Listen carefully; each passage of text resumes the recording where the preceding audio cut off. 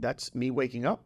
And it doesn't matter what time you wake up, it just needs to be whatever works for you. But for me, my me time involves me having time reading the Word of God, having time mentally learning something, educating myself, and having time where I'm actually fueling my body and I am moving. Okay, so that usually is about a 90-minute time for me. It doesn't have to be that for you.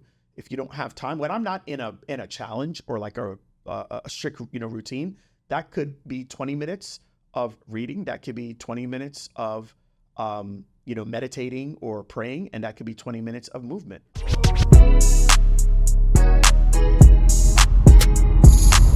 This is Secrets for Success. Welcome to the Secrets for Success podcast. I'm your host, Greg Todd. Thank you as always for joining me, my friends. And I say that, I know that's just kind of like my opening line, but I really do mean that. Thank you for giving me your attention, okay?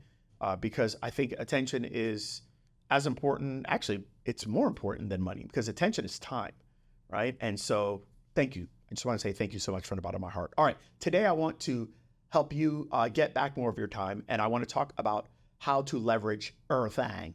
How do you leverage it? All right. Now, you guys have heard me talk about the value ladder. You've heard me talk about implementation work, unification work, communication, and visionary work.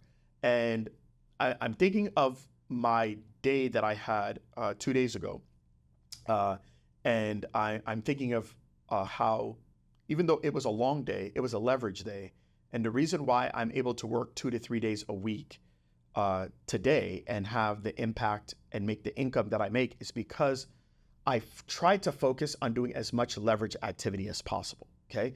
So what I'm gonna do in this episode is it is going to be a day in the life of Greg Todd, okay? I'm not saying an entrepreneur, this, that, just telling you what my day looks like. So I'm going to go through what a Monday looked like for me this week and just show you how all of the work is important and to make sure that you try to leverage everything that you do, okay? So I wanna start out on how I start out my Monday. Okay, so the first part of my work is, or the first part of my day, I should say, is my me time, okay? So my me time is time that I focus on myself, all right? That's me waking up, and it doesn't matter what time you wake up, it just needs to be whatever works for you. But for me, my me time involves me having time reading the Word of God, having time mentally learning something, educating myself, and having time where I'm actually fueling my body and I am moving, okay? So that usually is about a 90-minute time for me. It doesn't have to be that for you. If you don't have time, when I'm not in a challenge or like a strict routine, that could be 20 minutes of reading, that could be 20 minutes of meditating or praying, and that could be 20 minutes of movement, okay? But that's what I do, okay? That's my day, all right? And I do that, and that's kind of like the prerequisite for my day because it allows me to do the leverage work that I'm about to do at a very high level, right? I know that if I want to have high impact, I've got to bring high energy. If I want to have high impact, which is going to yield me high income, okay, then I need to bring high energy. And I need to prep before I show up to the world. Okay, now, after I do all that, then I go into doing leverage communication, okay? We're going to talk about the 4 levels, but I just want you to see how everything that I do, I make sure I leverage it, okay? So the communication that I do is I'll go into a group, okay? I go into my personal group. It's the Success community. It's on Facebook. I go into that group and I will speak and I will talk, okay?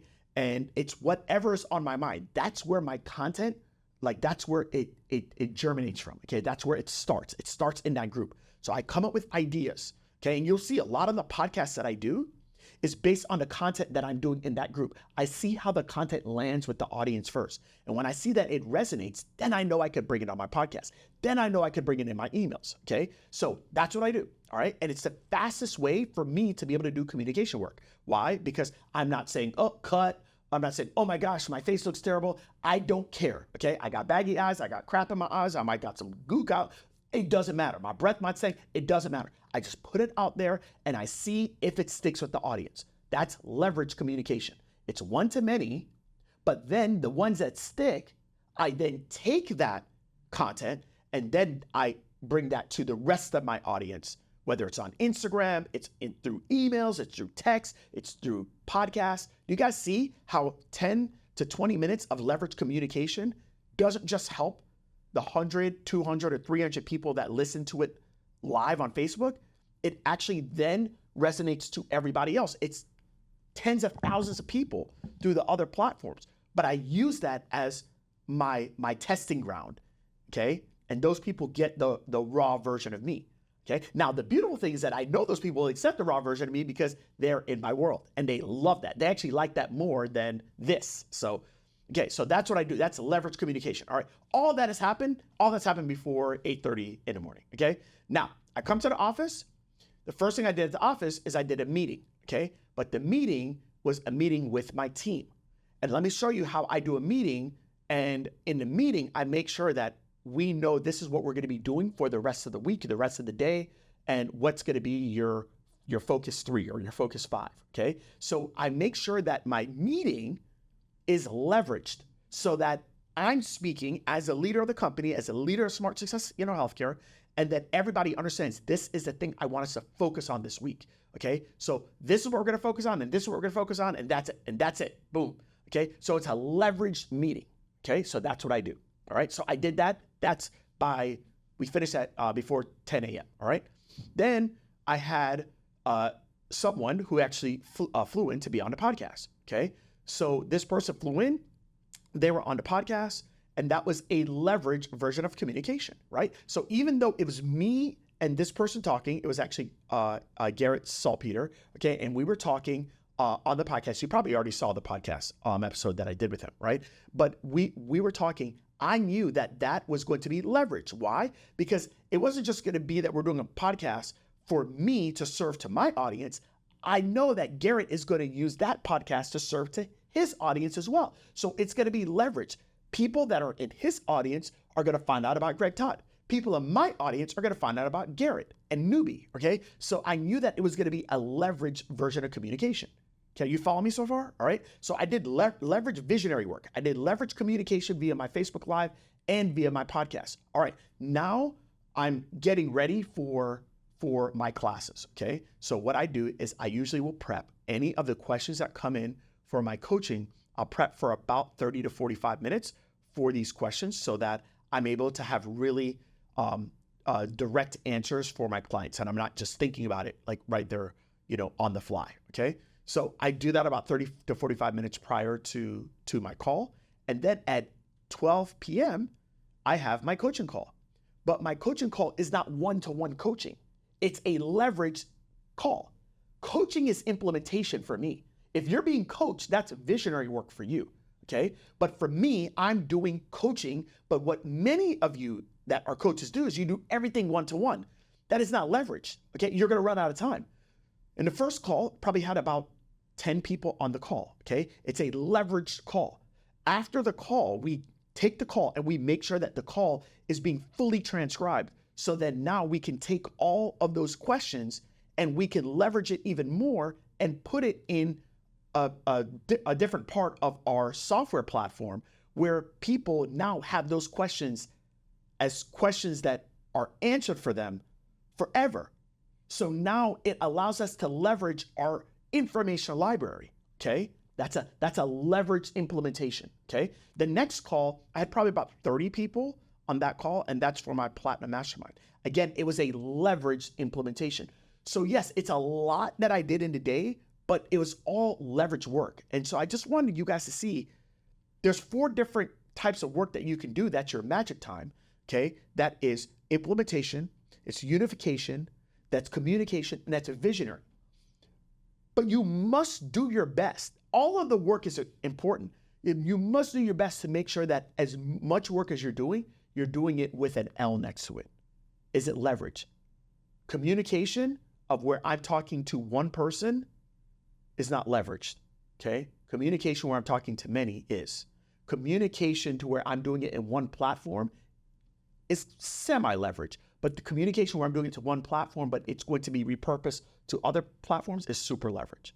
Implementation where I am coaching one person is not leverage.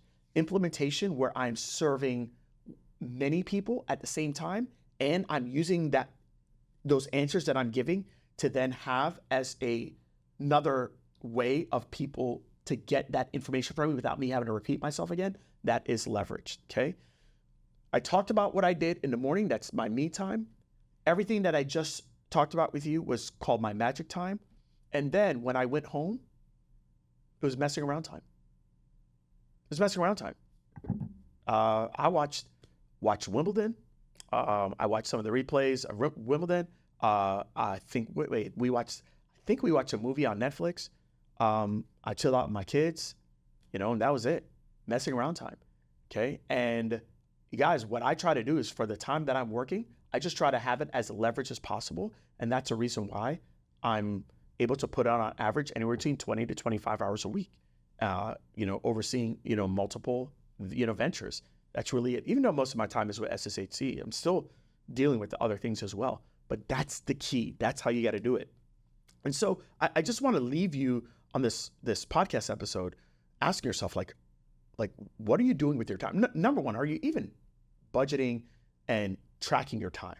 Okay. Number two is for all the time that you're tracking, how much of it is implementation? How much of it is unification work? How much is communication work? And how much of it is visionary work? Okay. And then number three is how much of it that's implementation, communication, unification, visionary work, how much of it can you actually put the L and say, wow, I truly leverage this?